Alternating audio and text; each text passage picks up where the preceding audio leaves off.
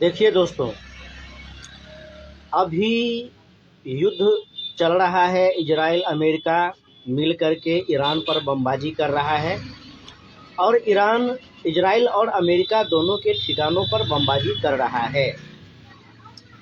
अब इस बीच जो एक समस्या है तेल का, तो समस्या है नहीं, वह विपक्षियों द्वारा बढ़ा चढ़ा करके, विरोधियों द्वारा बढ़ा चढ़ा करके दिखाया जा रहा है, जिससे पब्लिक में भ्रम पैदा किया जाए, डर भय का माहौल बनाया जाए और केंद्र सरकार नाकाम है, इस चीज को लोगों में दिखाया जाए और अपने अपने पक्ष में माहौल बनाया जाए।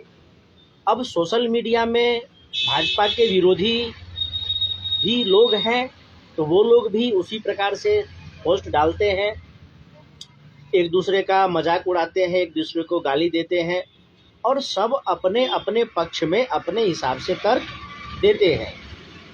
ठीक है, हम ये कह रहे हैं, मैं ये कह रहा हूँ कि ठीक है, सब कुछ अच्छा चल रहा है और एक दिन पता चला कि धरती के नीचे से जो गैस तेल निकल रहा है वो समाप्त हो गया।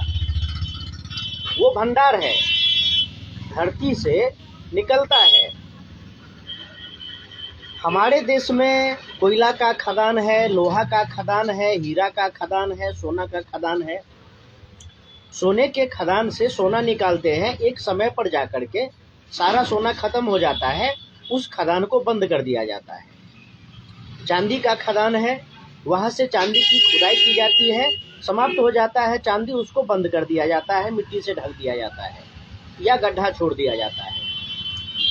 कोयला का खदान है, वहां से कोयला निकाला जाता है, जब सारा कोयला निकाल लिया जाता है तो खदान को छोड़ दिया जाता है। तो यह निश्चित है कि एक समय विशेष पर जो धरती के खनिज संपदा है वो समाप्त हो जाएंगे, तो फिर उसका विकल्प ढूंढा जाएगा। अभी के लिए तो मैं इतना क्लियर कर दूं कि रूस ने 6000 करोड़ टन कच्चा तेल भारत को देने का प्रक्रिया शुरू कर दिया है। युद्ध के बीच भी 2-4 तेल के टैंकर, गैस के टैंकर रोज आ ही रहे थे ईरान से, और अब ईरान ने खुलकर कह दिया है कि तिरंगा झंडा लगा हुआ जहाज नहीं रोका जाएगा, उसको बाहर निकाला जाएगा। बीच में अफवाहें थी कि ईरान कह रहा है कि अब भारत के जहाज को तभी निकलने देंगे जब वह उस पर वसूली देगा, टैक्स वसूली करने देगा तब। यानी कि उसने एक टैक्स लगा दिया और इतना पैसा दो तो हम जाने देंगे, वो भी किया गया। अफवाहें अभी ज़्यादा फैल रही है, बनावटी कहानियाँ अभी ज़्यादा दिखाया जा रहा है, जिससे यह लगे कि केंद्र सरकार, भाजपा सरकार, मोदी सरकार फेल है। और सोशल मीडिया में ऐसे पोस्ट किए जा रहे हैं, सोशल मीडिया में, मेन स्ट्रीम मीडिया में नहीं। और जो नेता नौटंकी कर रहे हैं, तो नेता नौटंकी कर रहे हैं वो तो ड्रामेबाजी होती है, पॉलिटिकल ड्रामेबाजी होती है। ठीक है, इस सब के बीच अगर पैनिक क्रिएट हुआ और मोदी जी ने कहा कि जैसा कोरोना में हम लोगों ने संयम और धैर्य से काम किया था, एक दूसरे का सहयोग करके काम किया था, वैसे ही हमें काम करना है, तो एक प्रधानमंत्री का तो ये जिम्मेदारी है।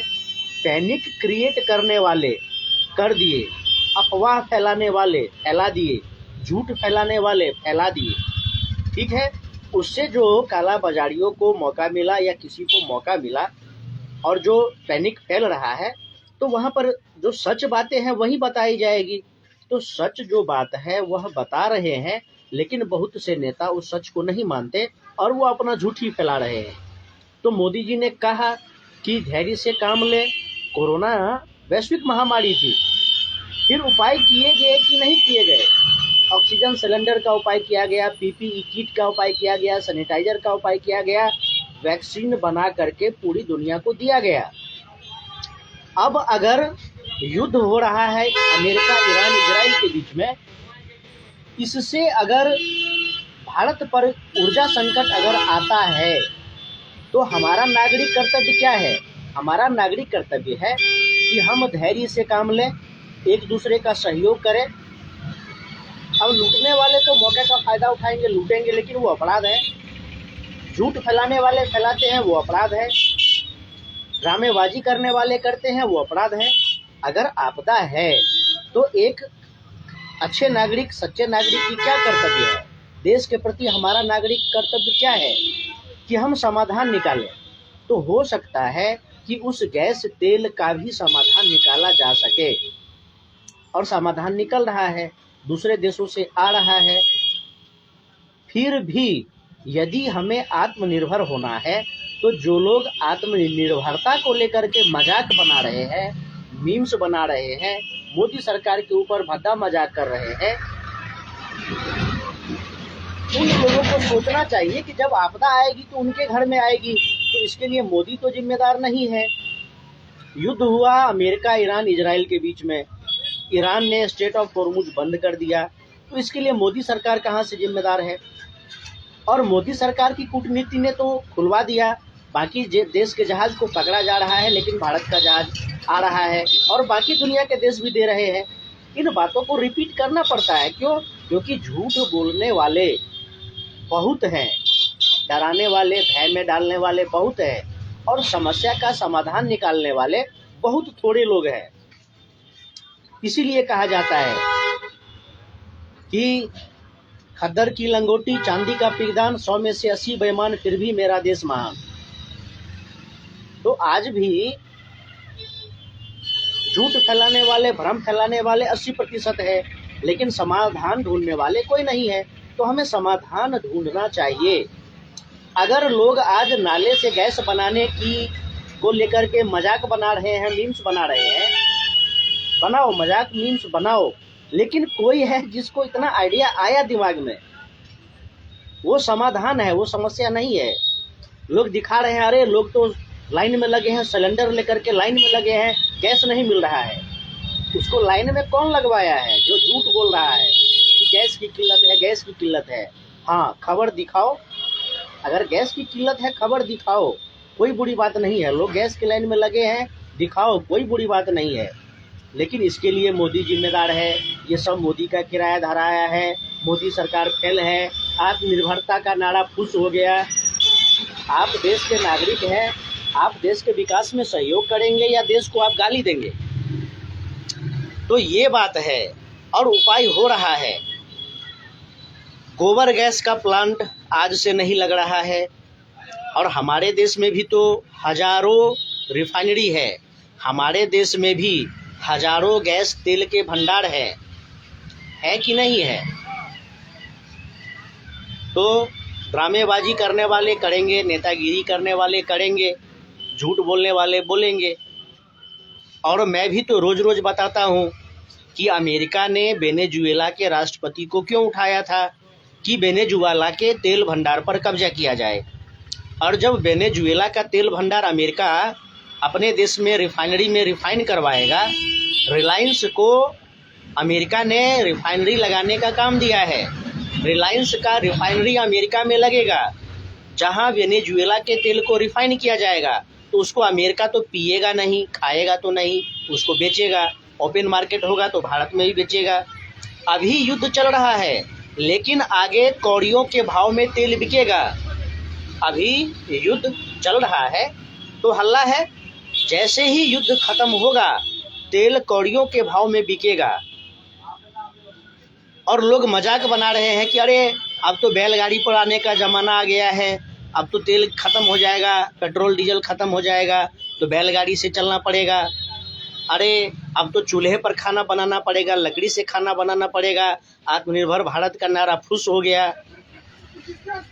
तो कांग्रेस के समय में तो शहरों में ही और गांव में गिने चुने लोगों के पास सिलेंडर होता था, सब तो गोबर के उपले और लकड़ी पर ही खाना बनाते थे। मोदी सरकार ने ही तो सबको कनेक्शन दिलवाया है। और सोचो भविष्य में 500 साल बाद, 1000 वर्ष बाद वो भंडार ही खत्म हो जाएगा, तेल का भंडार ही खत्म हो जाएगा। जो धरती से निकलता है गैस तेल, उसका भंडार ही खत्म हो जाएगा। फिर बनाया जाएगा, तरीका ढूंढा जाएगा। आज लैब में हीरा तैयार किया जाता है, कल लैब में गैस तैयार किया जाएगा, कल लैब में डीजल तैयार किया जाएगा, कल लैब में पेट्रोल तैयार किया जाएगा। 500 साल बाद, 1000 वर्ष बाद, 2000 वर्ष बाद जब गैस तेल का भंडार पूरी तरीके से खत्म हो जाएगा तो बिजली की व्यवस्था को ऐसा किया जाएगा कि लोग उल्टी करेगा तो बिजली, थूकेगा तो बिजली, हागेगा तो बिजली, मुतेगा तो बिजली। मेरे कहने का मतलब ये है कि बिजली की व्यवस्था को ऐसा आसान प्रक्रिया बना दिया जाएगा कि आप बिजली से कार चलाएंगे, बिजली से पंखा चलाएंगे, बिजली से भोजन करेंगे। तो मुझे तो समाधान ढूंढना है, तो मैं समाधान बताऊंगा। मैं समस्याओं को लेकर के राजनीति नहीं करूंगा, मैं समस्याओं को लेकर के कालाबाजारी नहीं करूंगा, मैं समस्याओं को लेकर के लोगों को डराऊंगा धमकाऊंगा नहीं। मैं समाधान बताऊंगा कि लैब में डीजल बनेगा, लैब में पेट्रोल बनेगा, इलेक्ट्रिसिटी की व्यवस्था को ऐसा बनाया जाए, इतनी मात्रा में इलेक्ट्रिसिटी पैदा किया जाए। राजा भाई गुस्से में है राजा भाई गुस्से में है, कोई बात नहीं, लेकिन इलेक्ट्रिसिटी की इतनी अधिक मात्रा में व्यवस्था करनी पड़ेगी कि लोग इलेक्ट्रिसिटी से खाना बनाएंगे, इलेक्ट्रिसिटी से सारा काम होगा। अभी ई कार चलता है, ई रिक्शा चलता है, आगे ई बस चलेगा, ई ट्रेन चलेगा, क्यों नहीं चल सकता है? करने से क्या नहीं हो सकता है? जब लैब में हीरा बनाया जा सकता है तो लैब में डीजल पेट्रोल भी बनाया जा सकता है। तो इसमें हल्ला करने की क्या बात है?